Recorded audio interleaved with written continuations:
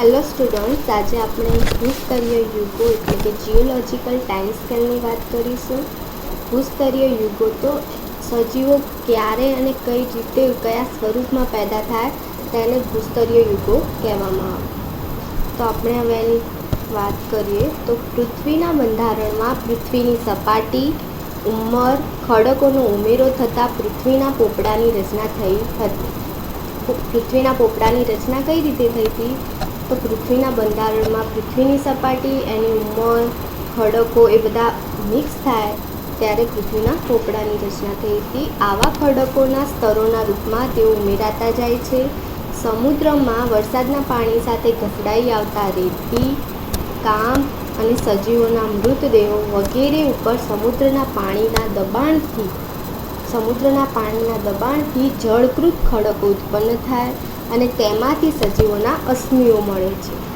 આવા ખડકોની ઉંમર શોધીને પૃથ્વીની ઉત્પત્તિ પછીના સમય પ્રમાણે તેઓને જુદા જુદા સમયગાળામાં વહેંચી નાખવામાં આવે છે. આવા સમયગાળાને યુગ કહે છે. ખડકોની ઉંમર શોધવામાં આવે પછી પૃથ્વીની ઉત્પત્તિ થયાના સમય પ્રમાણે તેઓના જુદા જુદા સમયગાળા વહેંચી નાખવામાં આવે. અલગ અલગ યુગ વહેંચી નાખવામાં આવે કે આ સમયમાં આ ઉત્પન્ન થયું હશે, આ સમયમાં આ દ્વિઅંગી વનસ્પતિ ઉત્પન્ન થઈ હશે, આ સમયમાં લીલ ઉત્પન્ન થઈ હશે, આ સમયમાં અનાવૃત બીજધારી ઉત્પન્ન થઈ હશે. એ રીતે અલગ અલગ સમયગાળા હોય ત્યારે અલગ અલગ ઉત્પન્ન થાય તો તે સમયગાળાને યુગ કહેવામાં આવે છે. આ યુગો ખડકોની ઉંમર સાથે સંકળાયેલા હોવાથી ભૂસ્તરીય યુગો તરીકે ઓળખાય છે. જે અલગ અલગ યુગો આપણે જેની વાત કરીશું તો એ યુગો ખડકોની ઉંમર સાથે સંકળાયેલા હોય તો એને આપણે ભૂસ્તરીય યુગો તરીકે ઓળખીએ છીએ. તેની વિગત નીચે પ્રમાણે છે. તો પૃથ્વીની ઉત્પત્તિ 3 અબજ વર્ષ પહેલાં થઈ હોવાનું માનવામાં આવે છે. પૃથ્વીની ઉત્પત્તિ 3 અબજ વર્ષ પહેલાં થઈ હોવાનું માનવામાં આવે છે. આ સમયે તેના નવા બનેલ ખડકોમાં જીવનની શક્યતાના અભાવે એક પણ સજીવના અશ્મિ મળતા નહોતા. એક પણ સજીવના અશ્મિ ના મળે તેવા ખડકોથી ભૂસ્તરીય યુગોની શરૂઆત થાય છે. તો ભૂસ્તરીય યુગો 5 છે: આર્કિયોઝોઇક, પ્રોટેરોઝોઇક યુગ, પેલિયોઝોઇક યુગ, મેસોઝોઇક યુગ અને સિનોઝોઇક યુગ. યુગ 5 છે તો આર્કિયોઝોઇક યુગ, પ્રોટેરોઝોઇક યુગ, પેલિયોઝોઇક યુગ, મેસોઝોઇક યુગ અને સિનોઝોઇક યુગ. તો આપણે આર્કિયોઝોઇક યુગ જોઈએ તો તે સૌથી જૂનો યુગ છે. આર્કિયોઝોઇક યુગ એ સૌથી જૂનો યુગ છે. તે સમયમાં સજીવોની ઉત્પત્તિ થઈ નહોતી, એટલે કે એક પણ સજીવ ઉત્પન્ન થયા નહોતા. આર્કિયોઝોઇક યુગમાં એક પણ સજીવ જોવા મળતા નહોતા. તેથી આ યુગના ખડકોમાંથી સજીવના અશ્મિઓ ન મળે. સીધી વાત છે કે સજીવો ઉત્પન્ન ન થાય તો સજીવોના અશ્મિ પણ ન મળે. પ્રોટેરોઝોઇક યુગ તો આર્કિયોઝોઇક યુગ પૂરો થાય પછી પ્રોટેરોઝોઇક યુગ આવે. તો જોઈએ તે આર્કિયોઝોઇક યુગ પછી બીજા નંબરનો યુગ છે. પ્રોટેરોઝોઇક યુગ એ આર્કિયો યુગ પછી બીજા નંબરનો યુગ છે. MCQsમાં પૂછે કે બીજા નંબરનો યુગ કયો છે તો પ્રોટેરોઝોઇક યુગ. તેમાં તેના ખડકોની ઉંમર શોધતા તે 90 કરોડ વર્ષ પૂર્વે શરૂ થયો હતો. પ્રોટેરોઝોઇક યુગમાં જે ખડકો હોય એની ઉંમર શોધવામાં આવે તો 90 કરોડ વર્ષ પૂર્વે શરૂ થયો હતો. તેના ખડકોમાંથી ફક્ત એકકોષી વનસ્પતિ, જેમાં એક જ કોષના હોય, એક સેલવાળા જ વનસ્પતિઓ જોવા મળે અને પ્રાણીઓના અશ્મિઓ મળતા હોવાથી તે સમયે માત્ર એકકોષી વનસ્પતિઓ અને પ્રાણીઓ જ ઉત્પન્ન થયા હશે એવું માનવામાં આવે. આ યુગ કેટલા વર્ષ ચાલ્યો? પ્રોટેરોઝોઇક યુગ તો એ કેટલા વર્ષ ચાલ્યો? તો 34 કરોડ વર્ષ ચાલ્યો. હવે આપણે પેલિયોઝોઇક યુગ જોઈએ. આ યુગની શરૂઆત આશરે 56 કરોડ વર્ષ પૂર્વે થઈ હોવાનું કહેવાય છે. પ્રોટેરોઝોઇક યુગની શરૂઆત ક્યારે થઈ? તો 90 કરોડ વર્ષ પહેલાં. અને પેલિયોઝોઇક યુગની શરૂઆત 56 કરોડ વર્ષ પહેલાં થઈ. તે બધા યુગોમાં સૌથી લાંબો યુગ કયો? પેલિયોઝોઇક. પેલિયોઝોઇક યુગ એ 5 યુગમાં સૌથી લાંબો યુગ કહેવામાં આવે છે, જેથી તે યુગમાં સજીવોના વિકાસને પૂરી તક મળી હશે. એટલે કે સજીવોનો વિકાસ સારી રીતે આ પેલિયોઝોઇક યુગમાં થયો હશે એવું માની શકાય. માટે વિકસિત વનસ્પતિ અને પ્રાણીઓ ઉત્પન્ન થયા હશે. તેમાં લીલ, શેવાળ, અન્ય દ્વિઅંગી વનસ્પતિઓ જેમ કે રિક્સિયા, એન્થોસિરસ જેવી દ્વિઅંગી વનસ્પતિઓ અને અનાવૃત બીજધારી વનસ્પતિઓ, સાયકસ, પાઇનસ એવી અનાવૃત બીજધારી વનસ્પતિઓ સુધીનો વિકાસ થયો છે. લીલ, એનાબીના, નોસ્ટોક એવી બધી લીલ, શેવાળ, અન્ય દ્વિઅંગી વનસ્પતિ અને અનાવૃત બીજધારી સુધીનો વિકાસ કયા યુગમાં થયો છે? તો પેલિયોઝોઇક યુગમાં. જ્યારે પ્રાણીઓમાં આ યુગના અંત સુધીમાં સરીસૃપોની શરૂઆતથી થઈ હશે એવું જાણવા મળે છે. પેલિયોઝોઇક યુગમાં પ્રાણીઓમાં તો કઈ રીતે? તો સરીસૃપોની શરૂઆત ક્યારે થઈ હશે? પેલિયોઝોઇક યુગમાં એવું માનવામાં આવે.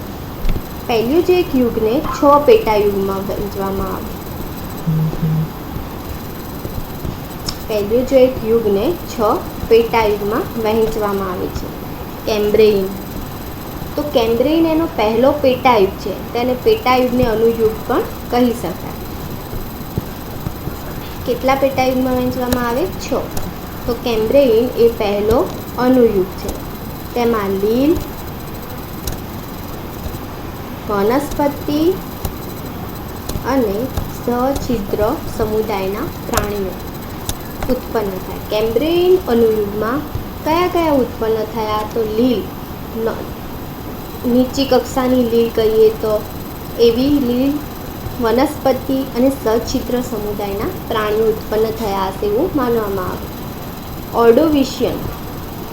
તો ઓર્ડોવિશિયન પેટાયુગ, તો તેમાં દ્વિઅંગી વનસ્પતિઓ અને પ્રાણીઓમાં કાસ્થી મત્સ્યના અશ્મિઓ. તેમાં દ્વિઅંગી વનસ્પતિઓ અને પ્રાણીઓમાં કાસ્થી મત્સ્યના અશ્મિઓ જોવા મળે. સાયલ્યુરિન. તો તેમાં ઉચ્ચ કક્ષાની દ્વિઅંગી વનસ્પતિ સુધીનો વિકાસ થયો. આથી આ યુગના ખડકોમાંથી મળતા અશ્મિઓમાં દ્વિઅંગી અને કોષ્ઠાંતરી પ્રાણીઓના અશ્મિઓ મળે.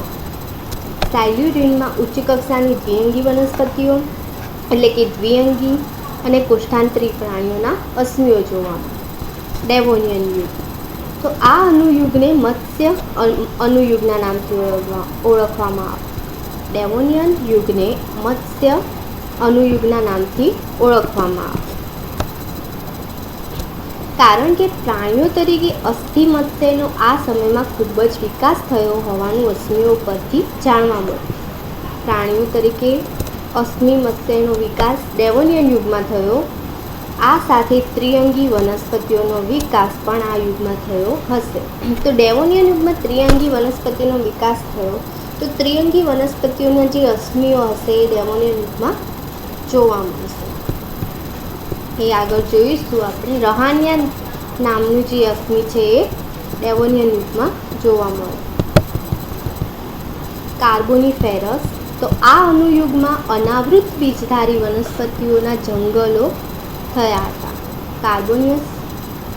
કાર્બોનિફેરસ યુગમાં જંગલો ઉત્પન્ન થયા હતા અનાવૃત બીજધારી વનસ્પતિના. સાયકસ, પાઇનસ એવી વનસ્પતિઓ ઉત્પન્ન થઈ હશે.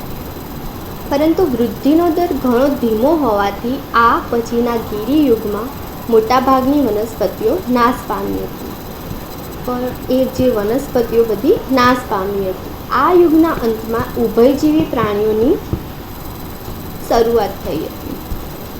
કાર્બોનિફેરસનું યુગ પૂરો થવા આવ્યો ત્યારે ઉભયજીવી પ્રાણીઓ ઉત્પન્ન થવાની શરૂઆત થઈ હતી. પર્મિયન યુગ, જેને ગિરિયુગ અથવા બરફનો યુગ કહેવામાં આવે છે. પર્મિયન યુગને ગિરિયુગ અથવા બરફનો યુગ કહેવામાં આવે છે. પર્મિયન અનુયુગને ગિરિયુગ કહે છે. પર્મિયન અનુયુગને ગિરિયુગ કહે છે. આ અનુયુગની શરૂઆતમાં વાતાવરણમાં ધરખમ ફેરફારો થયા હતા. આથી મોટાભાગના સજીવો દટાવાના લીધે નાશ પામ્યા હતા અને પાછળથી તેઓ કોલસા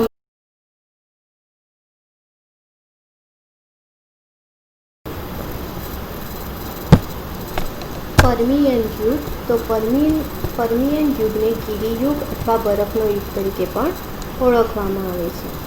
પર્મિયન અનુયુગને ગિરિયુગ કહે છે. આ અનુયુગની શરૂઆતમાં વાતાવરણમાં ધરખમ ફેરફારો થયા હતા. આથી મોટાભાગના સજીવો દટાવાના લીધે નાશ પામ્યા, અને આ જે સજીવો દટાઈ ગયા હોય એ પાછળથી તેઓ કોલસામાં રૂપાંતરિત થયા હશે, જે અત્યારે ખાણોમાંથી ખોદી કાઢવામાં આવે છે. આ સમયે સરીસૃપ પ્રાણીઓના અવશેષો મળતા નથી. એ સમયે સરીસૃપ પ્રાણીઓના અવશેષો મળતા નથી. કેમ? તો કારણ કે તે સમયે જીવાણુઓ વડે વિઘટન થઈ જાય એટલે નાશ પામી જાય એવું માનવામાં આવે. જોઈએ તો આ સમયે સરીસૃપ પ્રાણીઓના અવશેષો મળતા નથી કારણ કે તે સમયે જીવાણુઓ વડે વિઘટન થતાં નાશ પામ્યા હશે. આથી જ ગિરિયુગના ખડકોમાંથી અકસ્માતે દટાયેલા ખૂબ જ ઓછા સરીસૃપોના અવશેષો જોવા મળે છે. મેસોઝોઇક યુગ. પેલિયોઝોઇક યુગ પછીનો યુગ આવશે મેસોઝોઇક યુગ. તો પેલિયોઝોઇક યુગ પછીનો આ યુગ આશરે 18 કરોડ વર્ષ પૂર્વે, એટલે કે 18 કરોડ વર્ષ પૂર્વે શરૂ થયો હતો અને લગભગ 12 કરોડ વર્ષ સુધી ચાલ્યો હતો. મેસોઝોઇક યુગ 18 કરોડ વર્ષ પહેલાં શરૂ થયો અને કેટલા વર્ષ સુધી ચાલ્યો તો 12 કરોડ વર્ષ. તે પેલિયોઝોઇક કરતાં ઓછા સમયનો હતો. સૌથી મોટો યુગ કયો હતો? સૌથી લાંબો અને બધાનો વિકાસ સારી રીતે થયો હોય તો એ યુગમાં હશે પેલિયોઝોઇક યુગ. મેસોઝોઇક યુગ પેલિયોઝોઇક યુગ કરતાં ઓછા સમયનો હતો. તેને 3 અનુયુગમાં વહેંચવામાં આવે, જેમ કે ટ્રાયસિક, જુરાસિક અને ક્રિટેશિયસ. ટ્રાયસિક એન્ડ જુરાસિક. તો ટ્રાયસિક એન્ડ જુરાસિક અનુયુગોમાં સરીસૃપોની ઉત્પત્તિ થઈ હતી. સરીસૃપોની ઉત્પત્તિ કયા યુગમાં થઈ? તો મેસોઝોઇક યુગમાં. અને એમાં કયા અનુયુગમાં? તો ટ્રાયસિક અને જુરાસિક. ક્રિટેશિયસ. અનાવૃત બીજધારી સુધીની વનસ્પતિઓ જોવા મળતી હતી. આ અનુયુગમાં મહાકાય સરીસૃપોની શરૂઆત ડાયનાસોરથી થઈ હતી. આવા સરીસૃપોનું આ સમયે પૃથ્વી પર સામ્રાજ્ય હતું. તેથી આ પેટાયુગને સરીસૃપોનું સુવર્ણ યુગ તરીકે ઓળખવામાં આવે. એટલે ક્રિટેશિયસ જે પેટાયુગ છે તેને સરીસૃપોનું સુવર્ણ યુગ તરીકે ઓળખવામાં આવે. કેમ? તો સરીસૃપોની ઉત્પત્તિ સારી રીતે ક્રિટેશિયસ અનુયુગમાં થઈ હશે. આ સમયે મહાકાય, ત્રિઅંગી અને અનાવૃત બીજધારી વનસ્પતિઓ અને અંત સમયમાં ઉચ્ચ કક્ષાની વનસ્પતિઓ, જેમાં આપણે આવૃત બીજધારી વનસ્પતિઓને કહી શકીએ, તેનો વિકાસ થયો. સિનોઝોઇક યુગ. તો આ યુગને અર્વાચીન યુગ કે કોનોઝોઇક યુગ તરીકે ઓળખવામાં આવે છે. સિનોઝોઇક યુગને અર્વાચીન યુગ કે કોનોઝોઇક યુગ તરીકે ઓળખવામાં આવે છે. તેની શરૂઆત 6 કરોડ વર્ષ પહેલાં થઈ હતી. સિનોઝોઇક યુગની શરૂઆત 6 કરોડ વર્ષ પૂર્વે થઈ હતી. સિનોઝોઇકને 2 અનુયુગમાં વહેંચવામાં આવે, ટર્શરી અને ક્વોટરનરી. તેને 2 અનુયુગમાં વહેંચવામાં આવે, ટર્શરી અને ક્વોટરનરી. પેલિયોઝોઇક યુગને 6 અનુયુગમાં વહેંચવામાં આવે, મેસોઝોઇક યુગને 3 અનુયુગમાં વહેંચવામાં આવે અને સિનોઝોઇક યુગને 2 અનુયુગમાં વહેંચવામાં આવે છે. આ જે ચાલે છે એને સિનોઝોઇક યુગ કહેવાય. તેની શરૂઆતના ખડકોમાંથી સસ્તન પ્રાણીઓના અશ્મિયુગ, જેમાં ઉંદર, ઘોડા, હાથી વગેરે તથા સમય જતાં ઉત્પન્ન થયેલા યુગના ખડકોમાંથી આદિમાનવ, જાવામેન, નિન્ડરથલમેન વગેરેના અશ્મિઓ મળે છે. તેમાં છેલ્લા 2 લાખ વર્ષોમાં જ માનવ ઉત્પન્ન થયેલો હશે તેવા પુરાવા મળે છે. સસ્તન પ્રાણીઓના ઉદ્ભવ સાથે દ્વિદળી વનસ્પતિઓ, એટલે કે જેમાં 2 બીજપત્રો હોય, દ્વિદળી વનસ્પતિઓ, અને તેમાંથી એકદળી વનસ્પતિઓ જેમાં એક જ બીજપત્ર જોવા મળે, તેનો ઉદ્ભવ થયો હશે. હવે પછીના યુગ, એટલે કે આજથી 10,000 વર્ષ પછીના યુગમાં અદળી વનસ્પતિઓ, એટલે કે બીજપત્રો ન જોવા મળે, બીજપત્રો વિહીન અને સુપર માનવ પેદા કરશે તેવું માનવામાં આવે છે. આ ભૂસ્તરીય યુગો આપણને સજીવો ક્યારે અને કેવા સ્વરૂપે પેદા થયા તેની માહિતી પૂરી પાડે છે. અશ્મિઓ માટે એ બહુ અગત્યનું છે. હવે આપણે ત્રિઅંગીના અશ્મિઓની વાત કરીએ તો ત્રિઅંગીના અશ્મિઓ કયામાં જોવા મળતા હતા? તો ડેવોનિયન યુગમાં ત્રિઅંગીના અશ્મિઓ ઉત્પન્ન થયા હતા. એમાં આપણે રહાન્યા તો વર્ગીકરણ, સૃષ્ટિ, ઉપસૃષ્ટિ, વિભાગ, ઉપવિભાગ, ગોત્ર, કુળ, પ્રજાતિ, જાતિ એ રીતે તેનું વર્ગીકરણ કરવામાં આવે.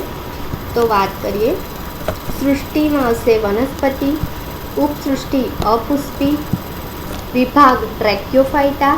કેમ? તો ત્રિઅંગીના જે અશ્મિઓ છે તેમાં વિભાગ ત્રિઅંગી, ઉપવિભાગ સાયલોપ્સીડા, ગોત્ર સાયલોફાઇટેલ્સ, કુળ રહાનિયેસી, પ્રજાતિ રહાનિયા. જાતિ એની બે છે રહાનિયાની, એ આપણે વાત કરીશું. રહાનિયા તો આ રહાનિયામાં મૂળ ના જોવા મળે, તેમાં મૂલાંગો હોય. આ રીતે મૂલાંગો જોવા મળે, તેમાં મૂળ જોવા મળતા નથી અને તેમાં પર્ણ પણ જોવા મળતા નથી. અને તેનો જે પ્રકાંડ હોય આ રીતે દ્વિશાખિત જોવા મળે, આ રીતે દ્વિશાખિત જોવા મળે. અને આ ઉપર જે દેખાય છે ગોળ ગોળ એ બીજાણુ ધાની છે. રહાનિયા તો કિર્સટન અને લેંગ 1917 દ્વારા આ પ્રજાતિનું વર્ણન કરવામાં આવ્યું. કઈ પ્રજાતિ? તો રહાનિયા. કિર્સટન અને લેંગ સાયન્ટિસ્ટે કઈ પ્રજાતિનું વર્ણન કર્યું? તો રહાનિયાનું. મધ્ય મત્સ્યકાળ સમયના લાલ સેન્ડસ્ટોન બેડમાંથી આ પ્રજાતિના પેટ્રિફિકેશન અશ્મિ મળી આવેલ છે. સ્કોટલેન્ડ એબરડીન શાયર જિલ્લાના રહાઈની પ્રદેશમાંથી 1913માં આ પ્રજાતિના અશ્મિ મળેલ હોવાથી તેનું નામ રહાનિયા આપવામાં આવ્યું છે. રહાનિયા નામ કેમ આપવામાં આવ્યું અને કઈ રીતે આપવામાં આવ્યું? તો સ્કોટલેન્ડ એબરડીન શાયર જિલ્લાના રહાઈની પ્રદેશમાંથી, રહાઈની નામનો પ્રદેશ હતો એમાંથી અશ્મિ મળ્યું હતું રહાનિયા નામનું, એટલે એનું નામ રહાનિયા આપી દીધું. એની બે જાતિઓ જોવા મળે, રહાનિયા ગ્વાવની વાયુગે, રહાનિયા ગ્વાવની વાઉગે અને રહાનિયા મોઝેર, રહાનિયા મેઝોર. રહાનિયા તેનું આપણે નિવાસ સ્થાન જોઈએ તો જ્વાળામુખી પ્રદેશમાં ગંધકની વરાળવાળા વાતાવરણમાં જ્યાં ગરમ પાણીના ઝરણાઓ વહેતા હોય, તેની નજીક એસિડયુક્ત પાણીના કાદવવાળા પ્રદેશમાં આવી વનસ્પતિઓ બહુ નાના છોડ હોય અને બહુ બધી સમૂહમાં જોવા મળે. ફરીથી જોઈએ તો જ્વાળામુખી પ્રદેશમાં ગંધકની વરાળવાળા વાતાવરણમાં જ્યાં ગરમ પાણીના ઝરણાઓ વહેતા હોય તેની નજીક એસિડયુક્ત પાણીના કાદવવાળા પ્રદેશોમાં આ પ્રજાતિના નાના છોડ બહુ સમૂહમાં ઉગતા હોય એવું જોવા મળે છે. બીજાણુજનક અવસ્થા તેમાં મુખ્ય છે અને જન્યુજનક અવસ્થા ગૌણ હોય છે. તો બીજાણુજનક અવસ્થા જોઈએ તો બીજાણુજનક અવસ્થામાં મૂલાંગો, તેમાં મૂળ જોવા મળતા નથી પણ મૂલાંગો જોવા મળે. ગાંઠમૂળી અને હવાઈ પ્રકાંડ એ શાખિત હોય છે, દ્વિશાખિત. પર્ણરહિત એટલે કે પર્ણ જોવા મળતા નથી. જટિલ પ્રકારની રચના ધરાવતી બીજાણુજનક અવસ્થા મુખ્ય છે. બીજાણુજનક અવસ્થા મુખ્ય છે અને જન્યુજનક અવસ્થા ગૌણ છે. પ્રકાંડ તો પ્રકાંડ લગભગ 18 સેન્ટીમીટર લાંબુ અને 1 થી 6 સેન્ટીમીટર વ્યાસ ધરાવતું બે ભાગમાં વહેંચાયેલું હોય. જમીન પર પથરાયેલું ભૂગર્ભીય ગાંઠમૂળી અને તે પરથી નીકળતી ઉર્ધ્વ ટટ્ટાર દ્વિશાખિત પર્ણરહિત હવાઈ શાખાઓ પણ સદૃશ્ય હોય છે. ગાંઠામૂળી પરથી એટલે કે નીચે જમીન પર જે પથરાયેલ ભૂગર્ભીય ગાંઠામૂળી હોય એના પરથી જમીનમાં મૂલાંગો ઉત્પન્ન થાય, એટલે કે નીચેની બાજુએ જમીનમાં મૂલાંગો ઉત્પન્ન થાય. આ રીતે ગાંઠામૂળી પ્રકાંડ હોય એમાંથી નીચેની બાજુએ આ રીતે મૂલાંગો ઉત્પન્ન થાય.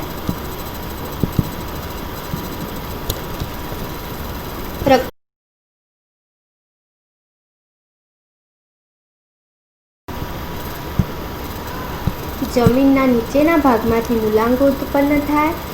જમીનમાં પથરાયેલ ભૂગર્ભીય ગાંઠામૂળી અને તે પરથી નીકળતી ઉર્ધ્વ ટટ્ટાર એટલે કે ઉપરની બાજુએ આ રીતે ઉર્ધ્વ ટટ્ટાર દ્વિપર્ણરહિત એટલે કે પર્ણ ન જોવા મળે અને આવી રીતે દ્વિશાખિત હવાઈ શાખાઓ જોવા મળે. એ પણ પ્રકાંડનો જ ભાગ છે. ગાંઠામૂળી પરથી જમીનમાં મૂલાંગો ઉત્પન્ન થાય છે. પ્રકાંડના જમીનની નજીકના ભાગો પરથી ગદા આકારની નાની રચનાઓ પોપ્યુલ્સ. પ્રકાંડના જમીનના નજીકના ભાગો પરથી ગદા આકારની નાની શાખાઓ પોપેક્યુલ્સ જેને પ્રકલિકા કહી શકાય ઉત્પન્ન થાય છે, જે માતૃ વનસ્પતિથી છૂટી પડી વાનસ્પતિક પ્રજનનમાં મદદ કરે છે.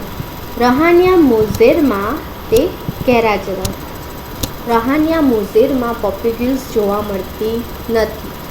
પ્રકાંડના અનુપ્રસ્થ છેદમાં પ્રકાંડનો આપણે આડો છેદ લઈએ તો તેની રચના આ રીતે જોવા મળે: અધિસ્તર, બાહ્યક અને મધ્યરમ.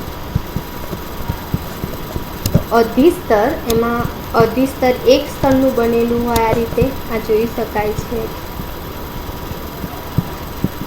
અધિસ્તર તે એક સ્તરનું બનેલું હોય અને તેની ઉપરની બાજુએ ક્યુટિકલનું પાતળું આવરણ આવેલું હોય છે. અને અધિસ્તરના કોષો એ મૃદુતક્ય કોષો. ત્યારબાદ બાહ્યક, તો બાહ્યકમાં બે જોવા મળે: બાહ્ય બાહ્યક અને અંતઃબાહ્યક. તો બાહ્ય બાહ્યકમાં 2 થી 3 સ્તરોનું મૃદુતક કોષોનું બનેલું જોવા મળે એ સ્તર, અને તેમાં આંતરકોષીય અવકાશ જોવા ન મળે. તે આ રીતે સળંગ ગોઠવાયેલા હોય અને આ જે ગેપ દેખાય છે ત્યાં વાયુરંધ્રો ગોઠવાયેલા જોવા મળે. આ રીતે સળંગ ગોઠવાયેલા હોય અને અંદરનું જે અંતઃબાહ્યક છે ત્યાં આંતરકોષીય અવકાશ આ રીતે જોવા મળે અને આ રીતે એના કોષો ગોઠવાયેલા હોય. ત્યારબાદ અન્નવાહક પેશી બહારની બાજુએ અને જલવાહક પેશી અંદરની બાજુએ જોવા મળે.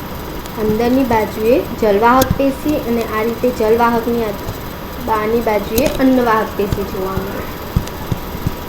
તો આપણે જોઈએ રહાનિયાનો હવાઈ શાખાનો છે પ્રકાર. અધિસ્તર આપણે વાત કરી કે સૌથી પહેલાં અધિસ્તર જોવા મળે.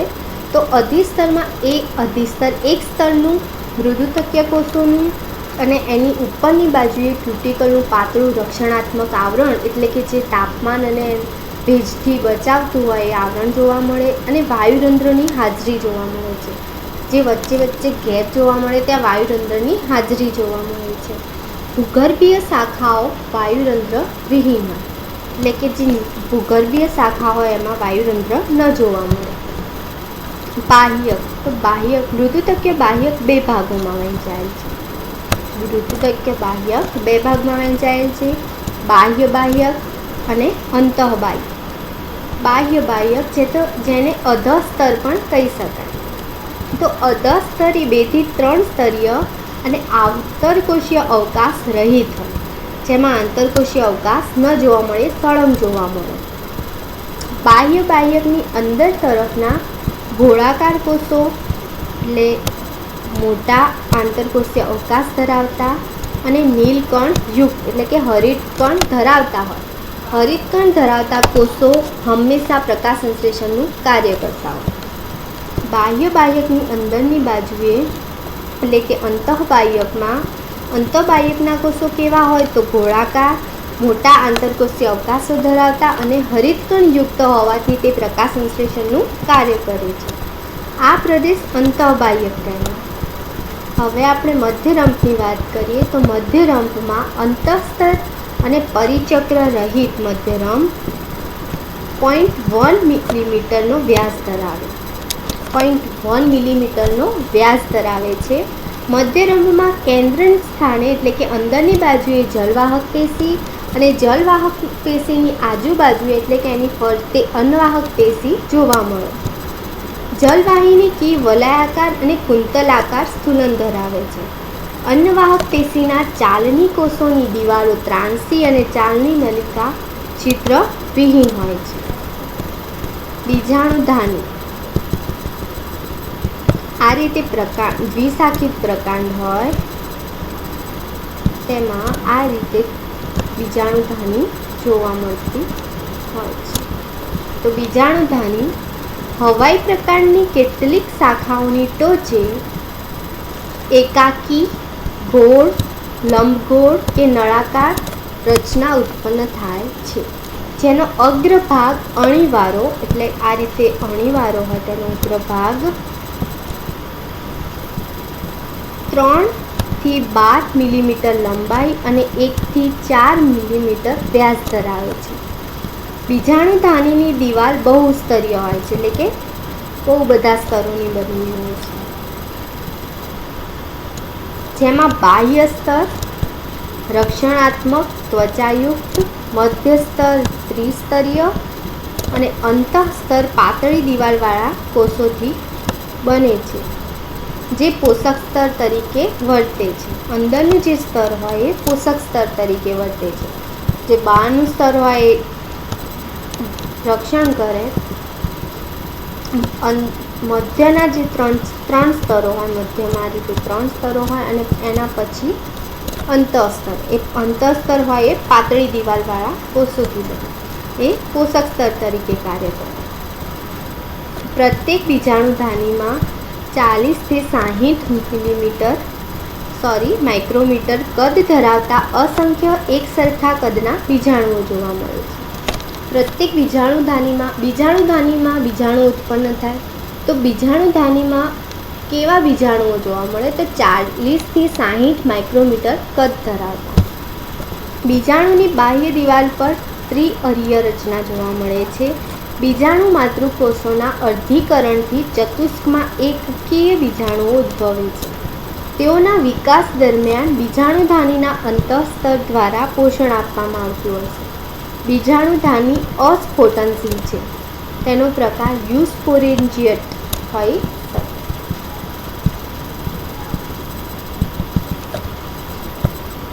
આ બીજાણુધાનીનો ઊભો છેદ છે. તો આ રીતે આવરણો જોવા મળે. બાહ્ય આવરણ, મધ્ય આવરણમાં 3 સ્તર જોવા મળે અને આ રીતે જે પોષક સ્તરનું આવરણ, અંદરનું આવરણ કહેવામાં આવે અને આ રીતે બીજાણુ ચતુષ્ક જોવા મળે. આ રીતે બીજાણુઓ ચતુષ્ક રીતે ગોઠવાયેલા હોય.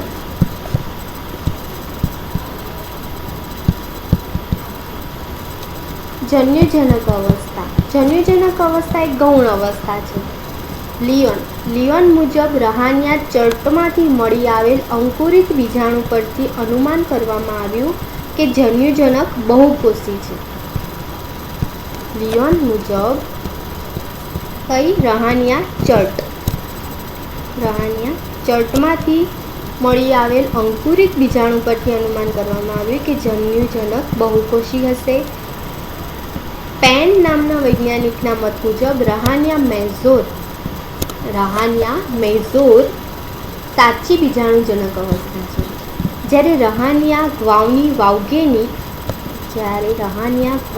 વાવગેની એ તેની વાહીપુલ ધરાવતી જન્યુજનક અવસ્થા છે. કેમ? તો કારણ કે તેમાં બીજાણુધાની પ્રકાંડ સાથે જોડાયેલ હોતું નથી, પરંતુ એમ છૂટી રીતે જ ગોઠવાયેલું હોય. આ રીતે પ્રકાંડ દ્વિશાખિત હોય અને એમાં ઉપરની બાજુ આ રીતે બીજાણુધાની ગોઠવાયેલ હોય, તે રીતે તેમાં ગોઠવાયેલું જોવા મળતું નથી, પણ છૂટી રીતે જોવા મળે. પ્રકાંડ પર મળી આવતી પ્રકલિકાઓને ભ્રૂણ માનવામાં આવે છે, કારણ કે સાયલોટમ એ ત્રિઅંગી વનસ્પતિ છે. સાયલોટમ જેવી જીવંત વનસ્પતિના તરુણ ભ્રૂણ સાથે મળી આવતા ચૂસક કોષો આવી પ્રકલિકાઓ સાથે જોવા મળે છે. તેમ છતાં જન્યુજનક અવસ્થા સાબિત કરવા માટે રહાનિયા વાવગેની અવસ્થા સાથે પુંજન્યુધાની કે સ્ત્રીજન્યુધાની જોવા મળતી નથી, માટે તે બીજાણુજનક અવસ્થા જ છે.